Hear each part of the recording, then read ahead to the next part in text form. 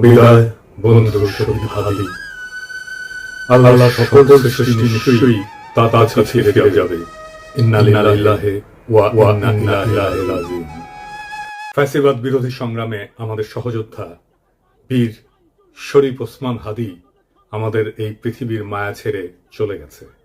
সৃষ্টিকর্তা তার শহীদ মৃত্যু কবুল করে তাকে জান্নাতের উচ্চ মাকাম দান করুন। হাদির শহীদ হওয়ার খবরের পরে সারা বাংলাদেশ শোকে বিহ্বল এবং ক্রোধে বিক্ষুব্ধ হয়ে উঠছে। চারিদিকে নানা ঘটনা ঘটছে। প্রথম আলো ডেইলি স্টারে আগুন দিয়ে ভস্মীভূত করে দেওয়া হয়েছে। ছায়ানটে আক্রমণ করা হয়েছে। 32 নম্বর যেটুকু অবশিষ্ট ছিল সেইটুকু মোটামুটি জয় বাংলা করে দেওয়া হয়েছে। বাঙ্গু সুশীল প্রগতিশীলরা একসাথে ঝাঁপে পড়েছে আমার উপরে। আমি নাকি এসব করাইতেছি। একবার এরা কয় পিনাকির ডাকে কেউ আসে না, আবার এরাই কয় আমি মব করিচ্ছি। কি বিচিত্র এই বাঙ্গু সুশীলেরা। অথচ আপনারা জানেন গতকাল পরিস্থিতি শান্ত করার জন্য আমি কি না করেছি। এমনকি ডেইলি স্টারের সাংবাদিকদের যারা উদ্ধার করছে তাদের সাথে সার্বক্ষণিকভাবে যুক্ত থেকে কাজটা সুচারুরূপে যেন সম্পন্ন হয় সেটা আমি দেখছি। প্রিয় দেশবাসী, ডেইলি স্টার অফিসে ভেতরে অনেক সাংবাদিক আটকা পড়েছে। আপনারা মেহেরবানি করে সেনাবাহিনীকে আটকে পড়া সাংবাদিকদেরকে উদ্ধার করতে দিন। আপনাদের অনুরোধ করছি, মেহেরবানি করে দয়া করে আটকে পড়া সাংবাদিকদেরকে সেনাবাহিনীকে উদ্ধার করতে দিন। হাদির পবিত্র স্মৃতিকে কলঙ্কিত আমরা না করি। সবাইকে আমি শান্ত থাকার আহ্বান জানাচ্ছি। সেনাবাহিনীর যে দল এখানে তাদের উদ্ধার করতে গেছিল তারাই বার্তা পাঠায় জানাইছে তারা উদ্ধার করতে পারতেছে না, আমি যেন সাহায্য করি। যাই হোক, তবে যদি কেউ বলে যে প্রথম আলো ডেইলি স্টারের আর ছায়ানটের বিরুদ্ধে অবিরাম ফাইট দিয়ে গেছি, আমি তাদের জয় বাংলা করার ইচ্ছা পোষণ করেছি, এটা সত্য। এর জন্য যদি আমরা দায় দিতে চায় দিতে পারে, ফেয়ার এনাফ, আমিও দায় নিতে রাজি আছি। তবে সাথে উদিসি আর সিবিবি জয় বাংলা করতে চাইছি, এবার হয় নাই, হবে ইনশাল্লাহ। আমি প্রত্যেকটা ইনস্টিটিউটকে অসংখ্যবার তারা কি কি আকাম করতেছে সেটা দেখাই দিছি।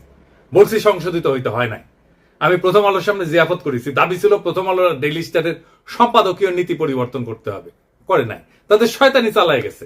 কয়েকদিন আগে ডিসেন্ট দেখাইলো কিভাবে জামাত, বিএনপি, হেফাজত আর আওয়ামী লীগের কর্মসূচিতে সহিংসতার ভাষা প্রথম আলোতে আলাদা আলাদা, পুরা ভাষা আলাদা। এক একটা সংগঠনের জন্য এক এক রকম ভাষা। আওয়ামী লীগের জন্য সবচেয়ে সফট, কোনো পরিবর্তন নাই। জিয়াবতে আমাদের পিটায় তাড়ানো হইলেও সে কি উল্লাস ডেইলি স্টার আর প্রথম আলো সাংবাদিকদের। তো এটা বলে মানুষদের মনে থাকে, মনে না থাকলেও আমরা মনে করাই দেব। এখন প্রশ্ন, ছায়ানটে কেন হামলা? ছায়ানট কি গান শিখায়? না, গান না। তারাই বলে মুক্তিযুদ্ধের চেতনা বিনির্মাণ ছায়ানটের লক্ষ্য। এটা তো আওয়ামী বয়ান তৈরির সফট পাওয়ার। এটা তো জনগণ চিনে। হাসিনা পলায় গেছে, এরা তো আগে সেই কাজ করে যাচ্ছে। 2024-এ 5ই আগস্টের পর ফ্যাসিবাদের বিরুদ্ধে কোনো কাজ করেছে এরা? করা লাগলো নি, করে নাই। 2025-এ পয়লা বৈশাখে তারা বলে বাঙালি জাগবেই, সবাই মিলে সুন্দর দিন কাটানোর সময় ফিরবেই, মানে এখন নাই, সার্থক হবেই মানুষ, দেশ, এই পৃথিবীকে ভালোবেসে চলবার মন্ত্র। মানে সময়টা চলে গেছে, আবার আপাসট করে ফিরে আসবে। এখন সবাই মিলে সুন্দর করে দিন কাটাইতেছি না, এই কান্নাকাটি ওদের থাকবে। এই গান তো করতে আসে নাই, রাজনীতি করতে আসছে। মাইক খাবে না? আমাদের হাদিও একটা কালচারাল ফ্রন্ট করেছিল, ইনকিলাব মঞ্চ, ওরা তো মাইরাই ফেললো আওয়ামী লীগের লোক। তার পাল্টা তো আপনাদেরটা ভাঙচুর হইতেই পারে, মাইনা নেন। আওয়ামী লীগ তো এতদিন একটা ভাব নিছে কি, গিলে করা পাঞ্জাবি পরবে, একটা পাশে চটি ব্যাগ থাকবে, সিথি করে চুল আঁচড়াবে, হ্যাঁ, এরপরে একটু একটু রবীন্দ্রনাথ করবে, শান্তিনিকেতনী ভাষায় বলবে, অশুদ্ধ অশ্লীল একদমই বলা যাবে না। এই করে করে করে করে আসাদুজ্জামান নূর শুধু গণহত্যাই করবে না, তার গাড়ি বহরে যারা হামলা করছে তাদেরকে গুম করছে, খুন করছে। এই যে ছায়ানটি, এই যে উদিচি, এই পুরো গ্রুপটা তাদের প্রোডাক্ট করা। এই যে হুমায়ুন আহমেদের সাহেবের যে নাটক করতো আমির খসরু, কি জানি খসরু, ভুলে গেছি, স্বাধীন খসরু। ভাবেন 54 বছর বয়স এই স্টুপিডটার। মানে আওয়ামী লীগ যে কত বড় স্টুপিড হইতে পারে, ওদের সব গেছে। মানে ওরা এই দুনিয়ার সমস্ত নারী অধিকারের তো টেন্ডার নিয়ে আসছে, নারী অধিকার নিয়ে কথা বলবে, ওরা সংস্কৃতি কর্মী। এই যে একজন মহিলা উপদেষ্টা, তার ছবিটা পিছনে রাইখা যেই ভাষায় যা বলতেছে, এইটা তো ছাপরি বললেও হয় না, এটা দুনিয়া কোথাও নাই, এটা কোনো ক্লাসই নাই। মূলত আওয়ামী লীগ এই ক্লাসেই বিলং করে।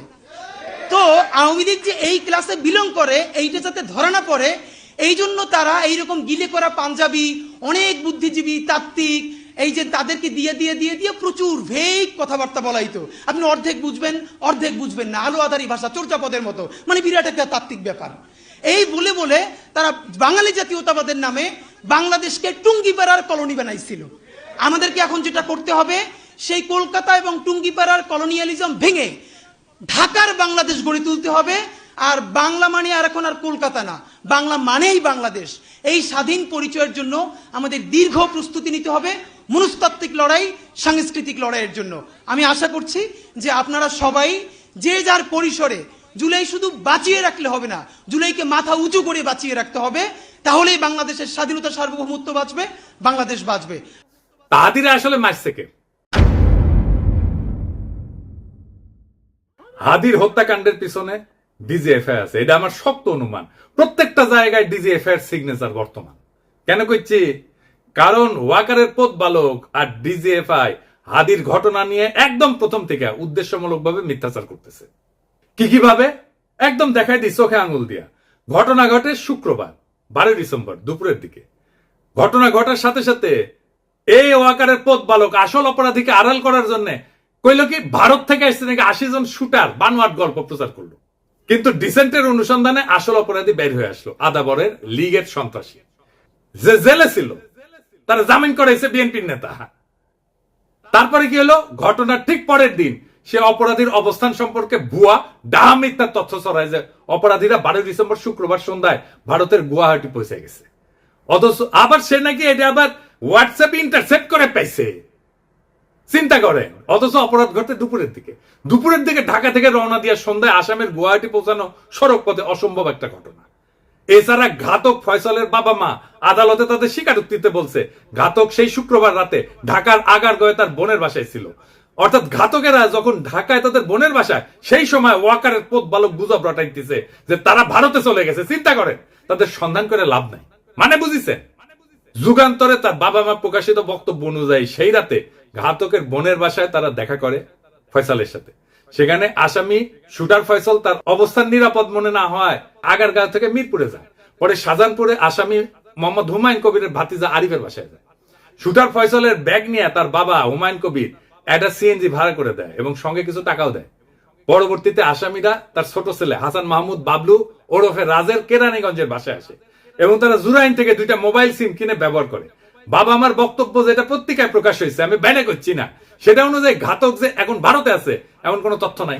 ওয়াকারের পথ বালক প্রথম থেকে অপরাধীদের খোঁজাকে ভুল পথে নিয়ে যাওয়ার চেষ্টা করেছে না এবং নিরুৎসাহিত করেছে না যে চলেই গেছে, তো এখন আর খুঁজে লাভ কি? ওয়াকারের পথ বালক অপরাধীদের একটা ভুয়া সেলফি শেয়ার করে বলে গোয়েন্দারা নাকি তার ফোন ইন্টারসেপ্ট করে পাইছে।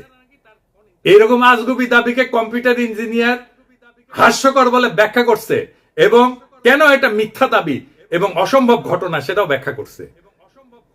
তবে সফটওয়্যার ইঞ্জিনিয়ার তানভীর আহমেদ আরজেল সাইরের দাবি মিথ্যা উল্লেখ করে তাকে চ্যালেঞ্জ করেছেন।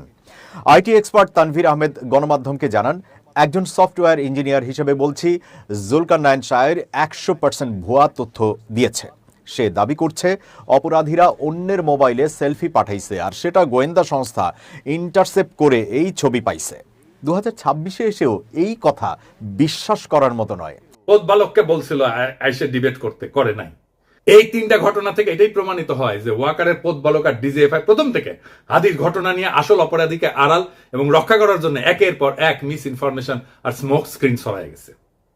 এই ইন্ডিয়ার দালাল পথ বালক বাংলাদেশের জনগণের 1 নাম্বার শত্রু, বাংলাদেশের স্বাধীনতা সার্বভৌমত্বের শত্রু। তবে একটা কথা সবাইকে একটু বলি, একটু শোনেন। শহীদ ওসমান হাদির মরদেহ এখনো দেশে এসে পৌঁছায়নি। স্বাভাবিকভাবে আমাদের প্রত্যেকের হৃদয় ভারাক্রান্ত, আবেগে বিক্ষুব্ধ।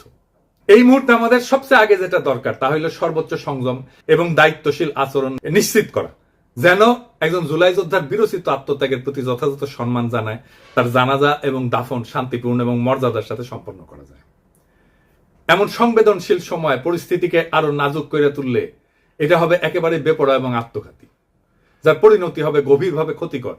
এর তাৎক্ষণিক ফলাফল অনুমান করা কঠিন না, কিন্তু তা হবে ধ্বংসাত্মক। দীর্ঘদিনের ক্ষোভ থেকে ফ্যাসিস্ট বয়ান উৎপাদনকারী দেশের 2টা পত্রিকা জনতার হামলা ভাঙচুর অগ্নিসংযোগ হয়েছে এবং আগুনে কিন্তু একটা পত্রিকার সাংবাদিকদের জীবন বিপন্ন হয়ে উঠছিল। পরিস্থিতির যেন আর অবনতি না হয় মেহেরবানি করে সতর্ক থাকবেন। আমাদের তো সব কাজের দোষ। বিদেশি গণমাধ্যম চাইবে, ইন্ডিয়া চাইবে হাদির শহীদ মৃত্যুকে শিরোনাম না বানায় অগ্নিসংযোগ ভাঙচুরের দৃশ্যকে শিরোনাম বানাইতে। এটা ঘটলে আড়ালে পড়ে যাবে আসল এবং জরুরি সত্য, হাদির শাহাদাত, তার আদর্শ, এবং যে শক্তির বিরুদ্ধে লড়াই করতে যেয়ে তাকে প্রাণ দিতে হয়েছে। আরো দুঃখজনক হইল গুলিবিদ্ধ হওয়ার পর সারা দেশে হাদিকে ঘিরে যে বিপুল ভালোবাসা, দীপ্ত আবেগ এবং নৈতিক সংহতির জোয়ার সৃষ্টি হয়েছে তা মারাত্মকভাবে ক্ষতিগ্রস্ত হবে। আমরা কোনোভাবেই হাদির আত্মত্যাগকে এইভাবে নষ্ট হতে দিতে পারি না। আমাদের শত্রুরা চায় বাংলাদেশের মানুষ যেন ঐক্যবদ্ধভাবে আধিপত্য এবং দমন নীতির বিরুদ্ধে দাঁড়াইতে না পারে, ইনসাফের পক্ষে দাঁড়াইতে না পারে, স্বাধীন সার্বভৌম বাংলাদেশের পক্ষে দাঁড়াইতে না পারে।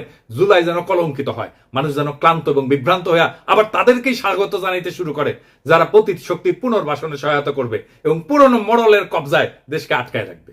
এই সংকটময় মুহূর্তে আমাদের প্রয়োজন শৃঙ্খলা, ধৈর্য এবং রাজনৈতিক স্পষ্টতা। খুব সহজে উস্কানি দিয়া সংঘাত সৃষ্টি করা যায়। আফগান পাকিস্তান সীমান্তেই দেখেন না, অনেক ক্ষেত্রে না বুঝে তরুণরা সে আগুনে ঝাঁপায় পড়ে, প্রাণ হারায়। আমাদের বুঝতে অসুবিধা হওয়ার কথা না কারা এই সুযোগ নিতে চায়, কারা বাংলাদেশের স্বাধীনতা সার্বভৌমত্বকে পুনরায় বিপন্ন করতে চায়।